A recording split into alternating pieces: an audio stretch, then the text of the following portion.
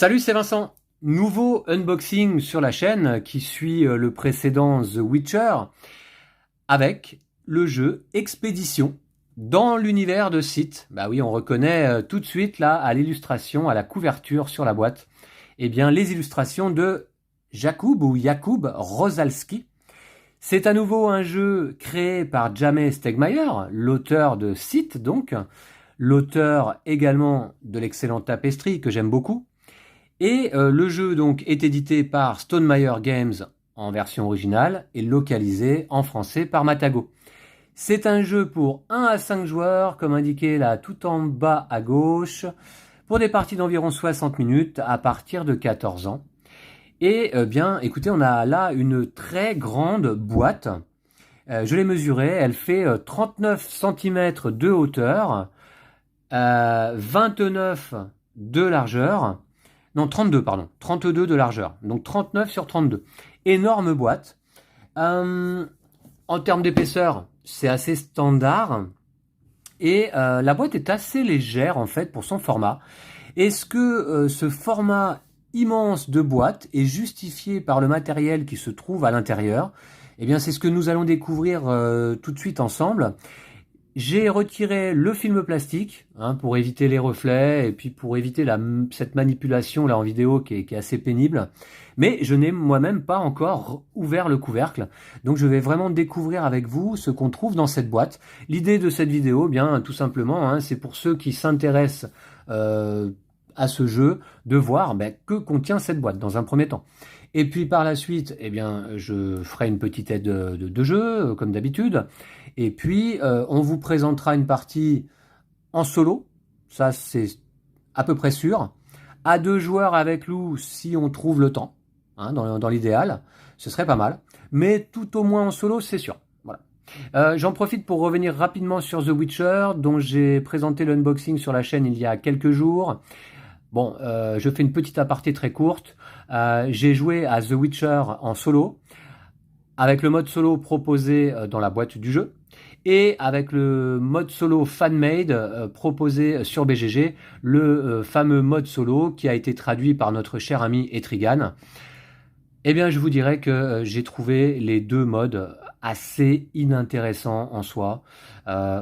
Oui, voilà, donc je ne vais pas m'étendre plus, mais il y a finalement assez peu de chances pour que je vous présente une partie de The Witcher en solo. C'est un jeu que je déconseille d'emblée si vous jouez uniquement seul.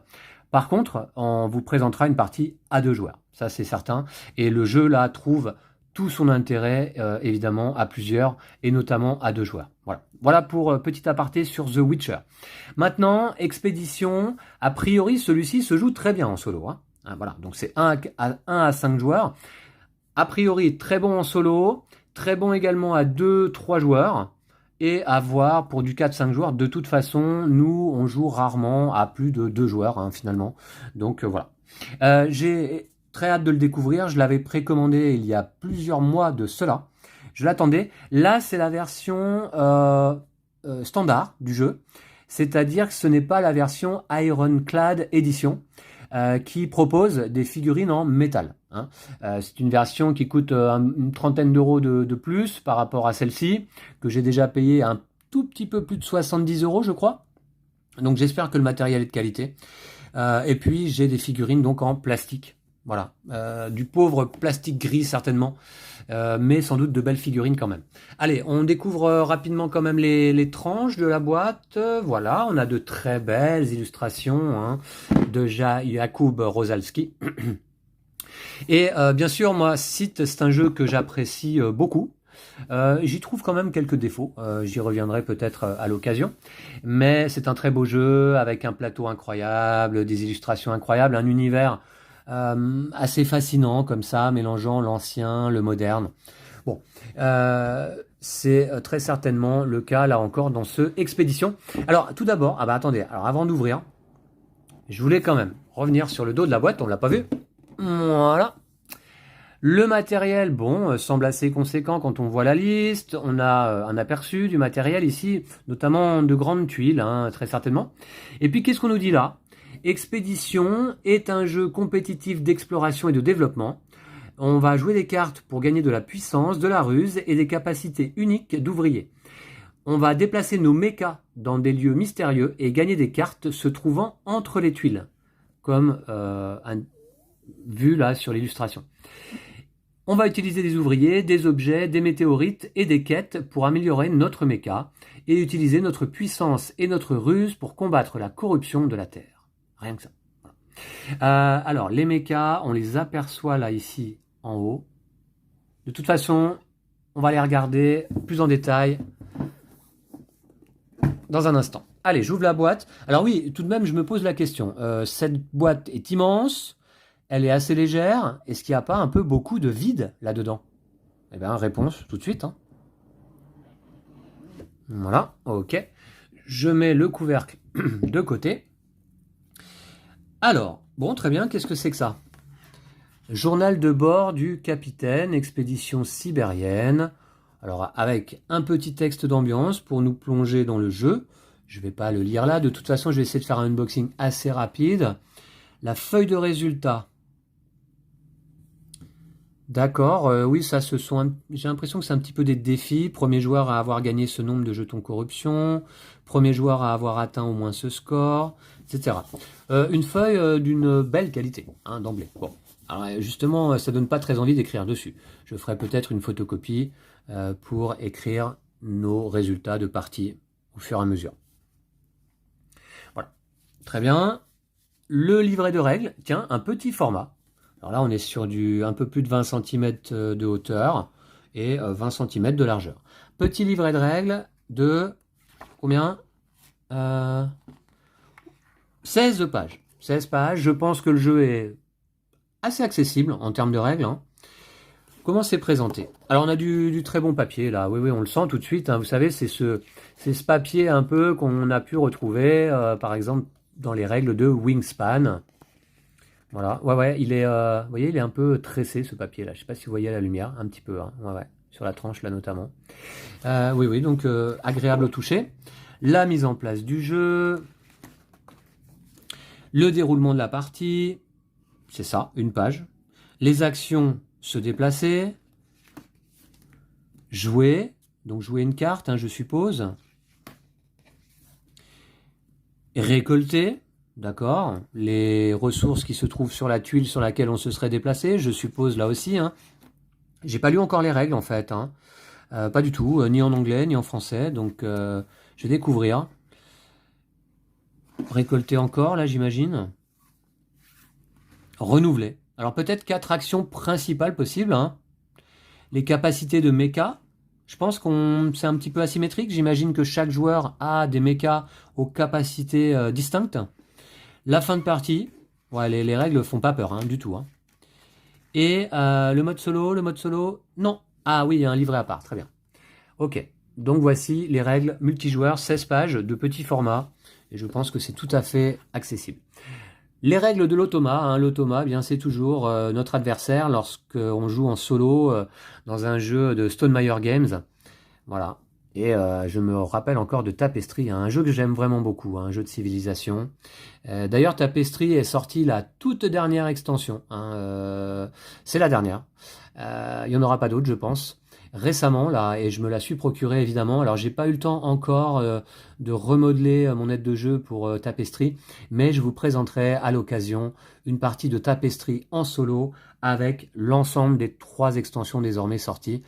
Là, la dernière extension, elle propose assez peu de nouvelles mécaniques pour Tapestry. Il y a quelques nouvelles cartes, un nouveau type de carte. Surtout, en fait, elle propose un livret de règles qui reprend les règles de l'ensemble des extensions. Voilà. Et ça, c'est vraiment super, je trouve. Même si moi, je m'étais fait une aide de jeu très complète pour jouer avec les 2 précédentes, ce sera pas très long pour moi de rajouter les quelques nouvelles règles de la nouvelle extension. Mais voilà, c'est bien d'avoir un livret de règles qui reprend l'ensemble quand on veut jouer avec toutes les extensions. Bref, repassons à Expédition. Les règles solo. Voilà, donc avec des cartes décision. Tiens, quelque chose qu'on retrouve hein, dans les règles solo des jeux Stone Meyer en général. La mise en place, déplacer un mecha automa, je crois que c'est très simple. Il me semble avoir lu que l'automa se gère très très facilement dans Expédition Et ça, c'est bienvenu. Et en fait, je pense que James Stegmaier a retenu la leçon de Scythe. Parce que Scythe est un très bon jeu à plusieurs joueurs, est un très bon jeu aussi en solo, hein. J'avais d'ailleurs joué toute la campagne qui s'appelle Le Réveil de Fenris. J'avais pris beaucoup de plaisir. Mais alors la gestion de l'automa dans Scythe, elle est quand même assez ardue, hein. Il y a quand même pas mal de questions qui se posent quand on doit déplacer l'automa. Est-ce qu'il va sur tel ou tel hexagone? C'était pas facile, c'était pas simple. Voilà, donc les règles de l'action méca, ok. Ouais, il y a, c'est combien? C'est 8 pages au total. Il y a des niveaux de difficulté. Fin de partie et score. Calcul du score de l'automa.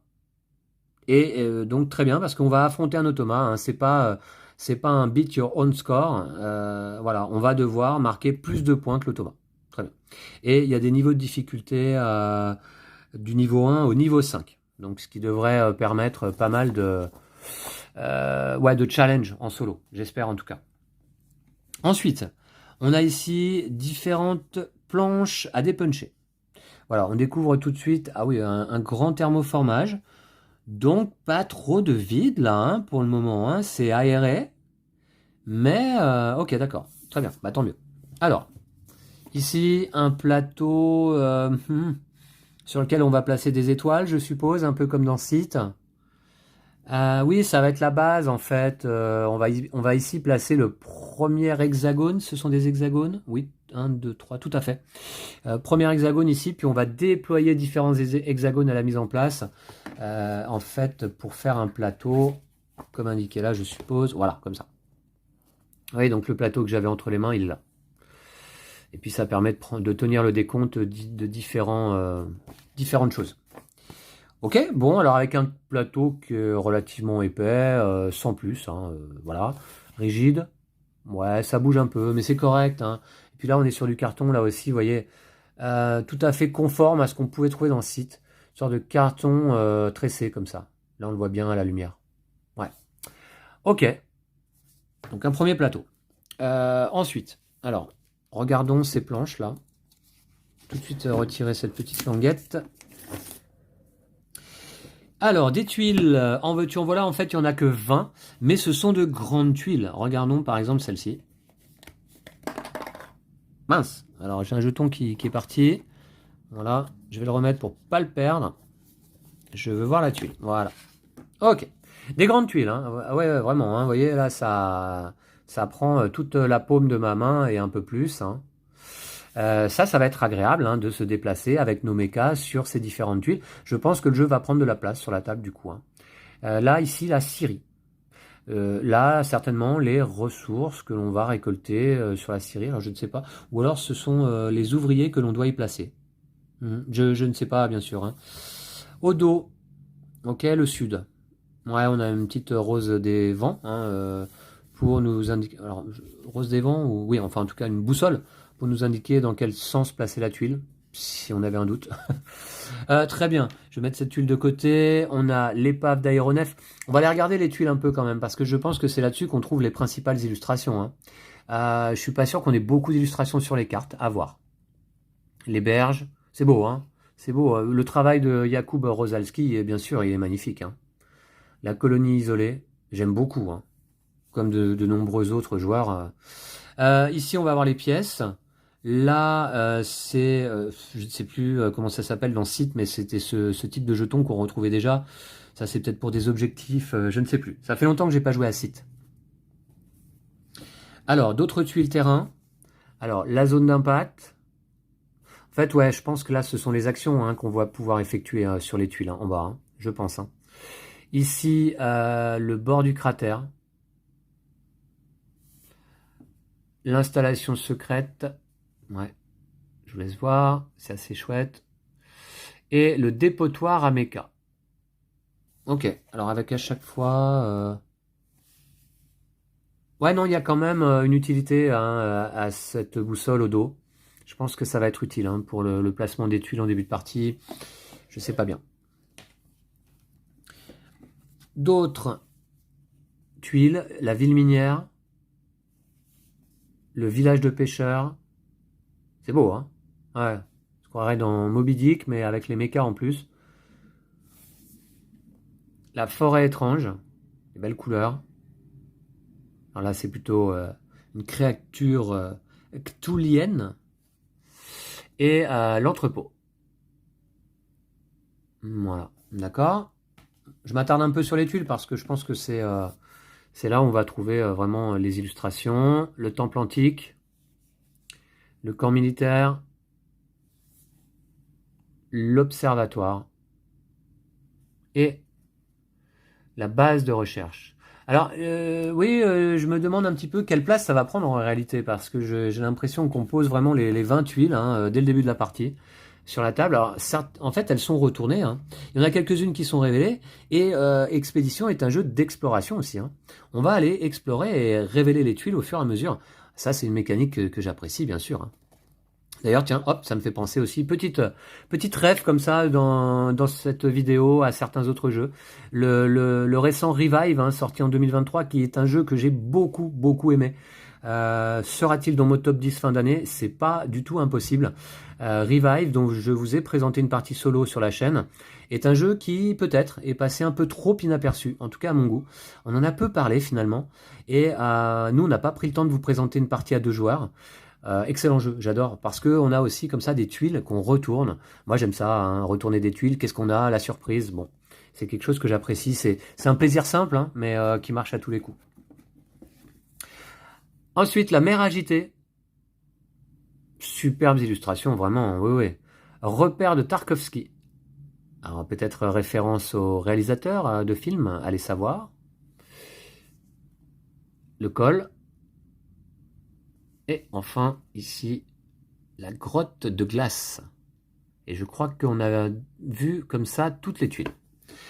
Ouais, et donc c'est pas un plateau, c'est des tuiles qui vont pouvoir s'agencer de manière différente à chaque partie. Donc je pense que pour le renouvellement des parties, ça va être certainement assez chouette. Et bah écoutez, ouais, ça donne envie. Alors, on a ensuite un thermoformage, hein, avec un couvercle. Alors j'espère qu'ils n'ont pas mis du scotch.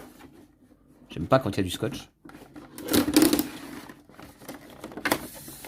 Non, mais par contre, il y a des petits taquets dans les coins pour que le couvercle tienne correctement.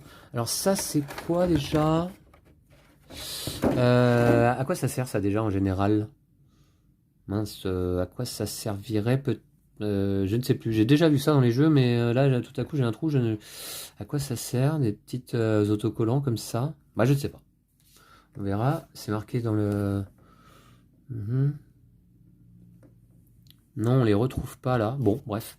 Alors, je retire le couvercle, parce que c'est pas beau, le couvercle en plastique quand même. Ah oui, alors, il y avait remarqué des trous là dans le couvercle. C'était peut-être pour pouvoir le retirer facilement. Je vais replacer ça. On n'a pas une petite surprise au fond de la boîte? Non, c'est vide. D'accord. Alors, plusieurs plateaux. Certainement là, les plateaux joueurs. Les pupitres, ils appellent ça. Et on peut jouer jusqu'à 5 joueurs. Il y en a 5, donc je suppose que ce sont effectivement les plateaux joueurs. Alors là, les illustrations ressortent encore mieux, parce que les plateaux sont assez grands, hein, pas loin de 20 sur 20 cm. Et voilà, donc on va avoir, je pense, un petit cube ici. À notre tour, on va pouvoir déplacer, jouer, récolter ou renouveler. Donc on retrouve les 4 actions. Alors premier plateau, la colère d'Odin.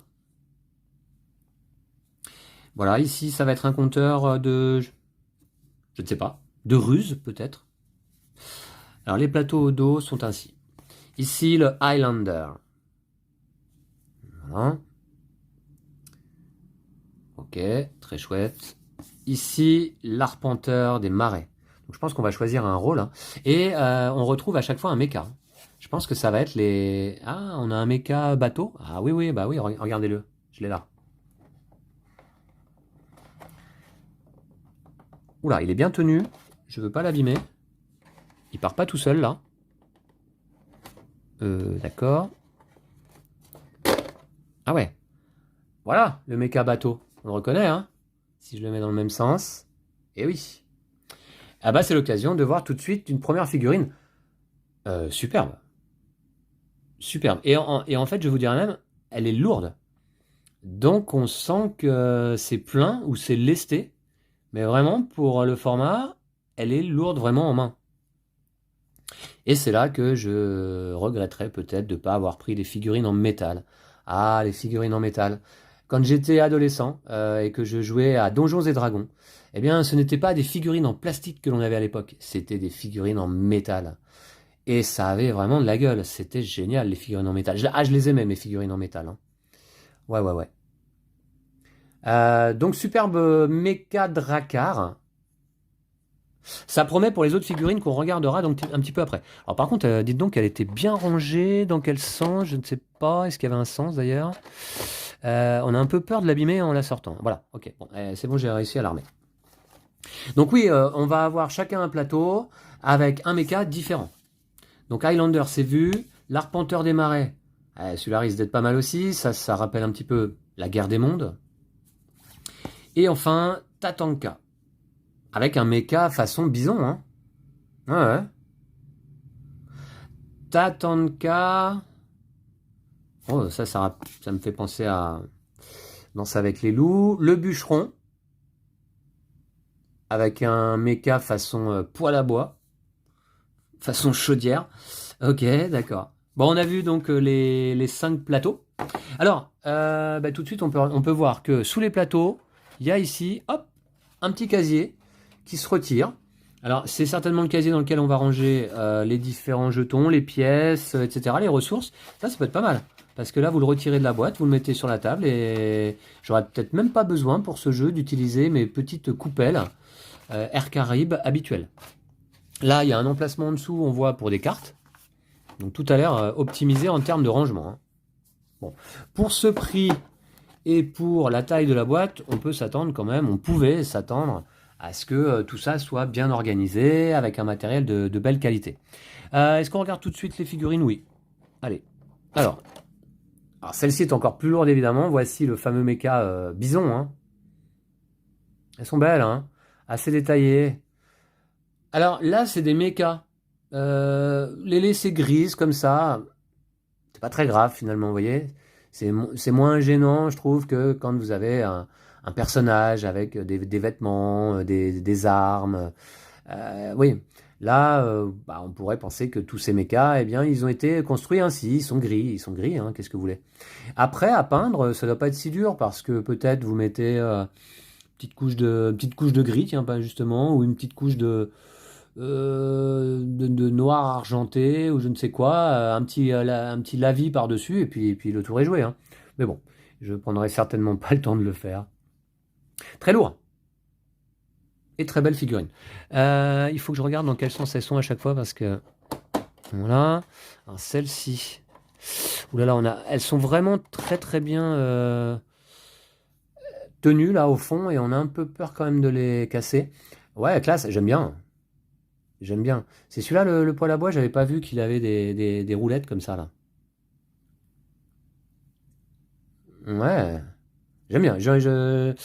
Peut-être je jouerai tout de suite avec ce méca, là, qui a une tête qui me plaît bien. Alors, les roulettes, ça allait de ce côté. Ouais, ensuite un autre, là, qui a l'air assez gros, hein. Uh-huh. Alors, d'accord. Ah bah, c'est vrai, hein, j'avais lu que les mechas étaient super beaux, impressionnants. Bah, c'est le cas, en effet. C'est vérifié. Vous pouvez le voir là, ici en vidéo, hein, je pense que ça ressort suffisamment bien. On a de belles figurines, ce qui ressort pas en vidéo, c'est le poids, mais je peux vous dire qu'elles pèsent leur poids. On sent que c'est de la bonne cam. Et enfin, oulala, celle-ci, elle va être... j'ai peur que ce soit fragile de la retirer parce qu'elle a des pattes fines. Ça va. Voilà. C'est la figurine façon Guerre des Mondes, le mecha façon Guerre des Mondes. Façon insectoïde un peu là, hein. Ouais. Très classe aussi, hein. D'accord. Bon, voilà. Alors, je pense qu'on a vu plus ou moins l'essentiel. On a encore des cartes à voir, mais est-ce qu'il y a beaucoup d'illustrations sur les cartes? Ça, c'est quoi? Des jetons, je suppose.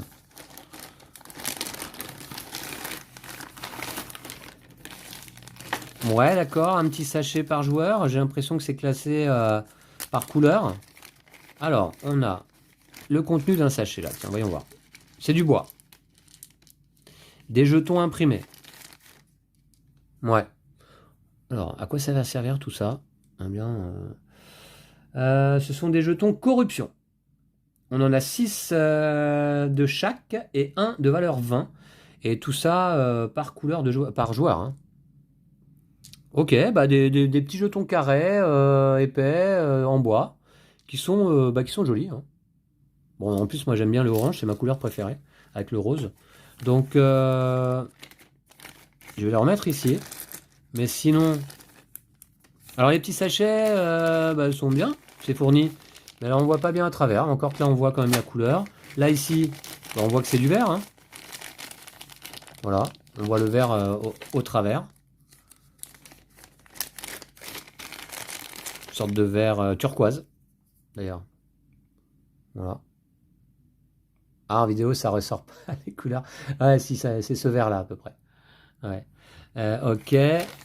Bon, très bien. Je vais passer assez vite sur les jetons. Finalement, qu'est-ce qu'on a d'autre comme couleur? On doit avoir les 5 couleurs de joueurs. Ça, c'est autre chose. Ça, c'est autre chose. Ça, c'est encore autre chose. Bah non, mais en fait, il devait y avoir que du vert et du orange. Les verts, c'est les valeurs 3, 4, 5. Et les oranges, c'était peut-être du 5, du 20. Voilà, ok. Alors ça, c'est quoi? Je voudrais voir quand même. Des petits ouvriers. Des petits meeples. Ouais, alors je vais peut-être mettre des sachets transparents, moi, quand même, hein, parce que j'aime pas ne pas voir à travers. Alors, les petits meeples, voyons voir. C'est du bois aussi. Ils ont une forme bizarre, ces meeples. Donc, au total, des meeples ouvriers, il y en a 50. 10 de chaque, en violet, vert, rouge, jaune, bleu. Et ils ont tous une forme différente par couleur. Voilà, bon, des cubes standards. Alors, les meeples sont petits, dites donc. Hein. Est-ce qu'ils vont pas aller se perdre sur les tuiles, là? Ok. Donc ça, c'est vu. Oh, il y a beaucoup de sachets à ouvrir, là. Ensuite, ici, bon, ça va être des étoiles en bois. C'est les jetons gloire. Bon, on regarde rapidement. Hein. Petites étoiles. Ok. On retrouvait hein, ces étoiles là dans le site. Ça, bah. Ah oui, alors les jetons de vin, justement. Qu'est-ce qu'on a d'autre d'intéressant là-dedans? Pas grand-chose. On a les jetons russes, j'ai l'impression. Ouais, je vais réorganiser tout ça là. Hein. Trop de sachets pour moi et puis pas transparent. Ça, c'est les jetons ruses. Ils sont jolis, hein. Là aussi turquoise. Est-ce qu'il y a les jetons puissance? Ouais, ici. Jetons puissance. Ok, donc on a du matériel de belle qualité, hein, c'est sûr, hein, globalement, là, il n'y a pas de problème. Ça, qu'est-ce que c'est que ces petites choses-là? C'est peut-être des... Bah, ça va être des ouvriers. Hein. Alors, je vais pas tous les ouvrir. On a celui-là, avec cette forme. C'est pas un pingouin, hein. C'est un ouvrier avec un fusil sur le dos, je suppose. Ou une pioche, un outil, quoi. Hein. Voilà. Quoi d'autre? Bon, allez, on va peut-être les regarder rapidement, juste les formes des ouvriers. Toujours un plaisir, vous savez, d'ouvrir une boîte de jeu, hein, vous le savez autant que moi. Et puis, bah, en vidéo, en fait, le plaisir est presque décuplé, en fait. C'est pour ça que j'aime bien tourner de unboxing. Je le fais pas trop souvent parce que parfois, je trouve que c'est pas forcément intéressant. Mais là, quand j'ai une grosse boîte, tiens, comme récemment The Witcher, avec du beau matériel, des belles illustrations, la Expédition, je me suis dit, bon, allez, j'ai envie de montrer en vidéo qu'est-ce qu'on a dans la boîte. Je pense que ça peut intéresser quelques personnes. Ici, un autre ouvrier de cette forme, ok, les jaunes. Quoi d'autre? On a du vert là. On a du vert ici, voilà. Un petit peu plus fat. Et puis, ici, dernier type d'ouvrier, comme ça, c'est un unboxing complet. Hein. Eh bien, ah, ceux-là sont fins. Marrant, ils ont tous un peu, je trouve, un profil un peu animal. Je dirais un pingouin, un manchot empereur, là. Bon, pas tout à fait, mais voilà. Ok. Très bien. Qu'est-ce qu'on n'a pas vu? Ça, Alors ça, c'est les socles pour les figurines. Donc ça, c'est bien parce que chaque figurine va avoir son socle à la couleur de son joueur. Donc, alors c'est des gros socles. Ouais, on sent que c'est du bon socle robuste, ça. Ouais, ouais. Vraiment, il est bien lourd là aussi. Ça va bien se clipser. Test. Touc. Parfait. Ok. Mais pour que le test soit complet, il faut qu'on puisse retirer la figurine facilement. Ouais. Et ben voilà. Tac. Donc test concluant sur les socles. Ouais. Très très bien d'avoir des socles de couleur pour s'y retrouver. Ensuite, on a un petit sac ici en toile de jute, on va dire. Ouais, je sais pas exactement ce que c'est comme. C'est peut-être du velours. Ça doit pas être de la toile de jute, c'est peut-être plutôt velours un peu. Hein. Sac, écoutez, de bonne qualité, d'accord, un standard, mais quand même de bonne qualité, suffisamment grand pour qu'on puisse y passer la main sans difficulté, pour aller piocher au fond. Je sais pas ce qu'on va aller piocher d'ailleurs dans ce sac. Peut-être des ouvriers. Allez savoir. D'accord. Donc tout ça c'est vu. Ouais. Là on va pouvoir ranger les tuiles, je suppose. Hein. Ouais, c'est le format hexagonal. Là on rangera autre chose. Bon, de toute façon je vais voir comment je m'organise. Les cartes. Alors les cartes automates. Ouh, il y a des illustrations sur les cartes. Ah, ça fait plaisir. Bon, on va commencer par ce paquet. Alors s'il y a des illustrations sur les cartes, alors là on va être un peu plus immergé encore dans cet univers particulier, dystopique, c'est pas uchronique, je sais pas comment on dit. Une uchronie, je suis pas sûr. Hein, voilà. Alors, la faux. Alors je vais passer assez vite parce que du coup, bah ouais, alors il y en a. Ah ouais. Alors ça c'est une surprise. Je ne pensais pas qu'il y avait des cartes avec des illustrations. Donc c'est très bien. Qu'est-ce qu'on a comme des cartes? On a des cartes objets. Bah ça c'en est. Hein. Des cartes météorites et quêtes. On va voir. Bon, allez, je vais les passer assez vite. Étau universel, implant crânien. Nexus occulte, en termes de qualité, on sent de la bonne qualité de carte. Ouais, vous voyez, protégé, tressé, assez rigide et en même temps suffisamment souple pour être manipulé. On sent de la bonne qualité de carte, format certainement standard. Ouais, à 100% c'est du standard, je pense. Hein. La mystérieuse, exosquelette, donc tout ça ce sont les objets. Hein. Ouais.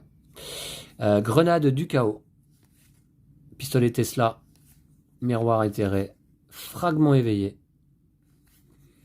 amulette de bravade, cristal fourbe, gant parasite, c'est noté dessus, hein, objet. Hein. Il suffit de regarder.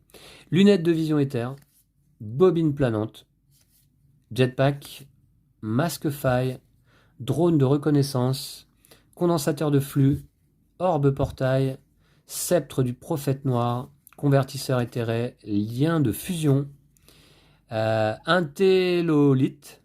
Alors ça, ce sont des cartes météorites qui vont elles aussi, j'ai l'impression, bénéficier chacune d'une illustration différente, bien que ressemblante. Diolite, ambroïte, aurylite, sensulite, indicalite, syndicaliste, non, pardon, bravelite, explorolite, hémorolite, et pas hémorroïde, boussolite, et ben dites donc, écarlite, assistolite, hérolite, kétolite, non, kétlite, alanolite, cérébrolite, mécalite, azulite, huilite, décryptolite, parmolite, massacrolite, hétérolite, morpholite. On les aura tous fait, hein, les mots en lite. Fusiolite, nettoyer le pont bloqué. Non, le pont bloqué. Excusez-moi pour les blagues nulles. Nettoyer le pont bloqué, une quête. Ok, donc là, certainement des objectifs à atteindre avec des conditions. Si vous avez là, si vous avez 0 à 2 cartes en main, gagnez 2 jetons de puissance, enfin 2 de puissance, sinon gagnez une ruse. Voilà. Facile. Trouver un ancien ingénieur de l'usine. interroger des témoins de la chute de météorites, déblayer le champ, enquêter au sujet de l'expédition de Tarkovsky, tracer la voie vers le nord, sauver un bûcheron perdu, faire fuir les maraudeurs, récupérer un méca abandonné, réparer un méca endommagé. On n'a pas vu une seule illustration répétée là, hein. Elles sont toutes uniques les illustrations là jusqu'à présent. C'est top. Hein. Hein. Bah dites donc, il va durer un peu plus longtemps que j'aurais pensé là, ce unboxing finalement. Il y a du matériel, il y a de la qualité. Voilà, pour le prix, ça me semble justifié. Voilà. J'espère, là, pas de problème de traduction, hein, pas de coquilles sur les cartes, dans les règles. J'espère. Pour ce genre de produit, Matago, en général, met le paquet. Hein. Alors, suite des quêtes, hein, je suppose. Débroussailler pour trouver une entrée cachée, braver le sinistre tunnel. Ouais, suivre la piste de Tarkovsky. Alors, on l'avait pas déjà vu celle-là? Piéger les zombies. Déterrer d'étranges roches. Localiser le point d'impact du météore. Raser un bâtiment corrompu, chasser les squatteurs, calmer les animaux possédés, secourir un mercenaire coincé, sécuriser un passage vers la ville, fouiller la ville minière pour du carburant et des survivants. Dites donc, Jakub Rosalski, l'illustrateur, il a fait un sacré boulot encore là pour ce jeu, hein, parce que ça en fait un certain nombre là des illustrations différentes. Hein.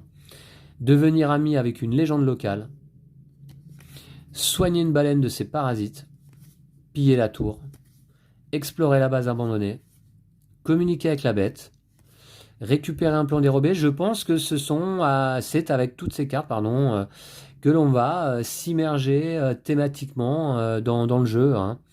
Ouais. Vous voyez, plutôt que d'aller réaliser cet objectif, on va aller récupérer un plan dérobé. Hein. Voilà, bah oui, c'est comme ça qu'on vit des aventures avec les jeux de plateau.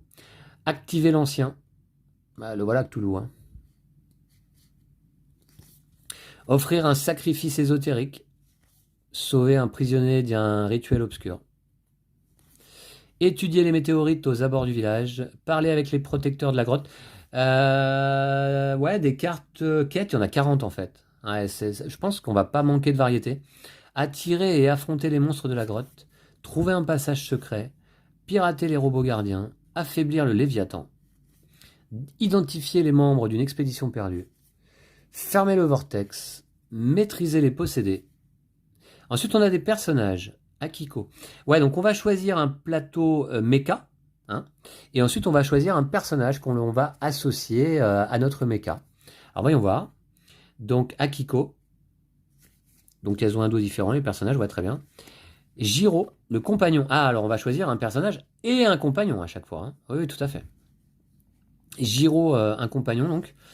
On a Matthew, un autre personnage, avec un loup qui s'appelle César. On a Anna, avec Wojtek, un ours compagnon.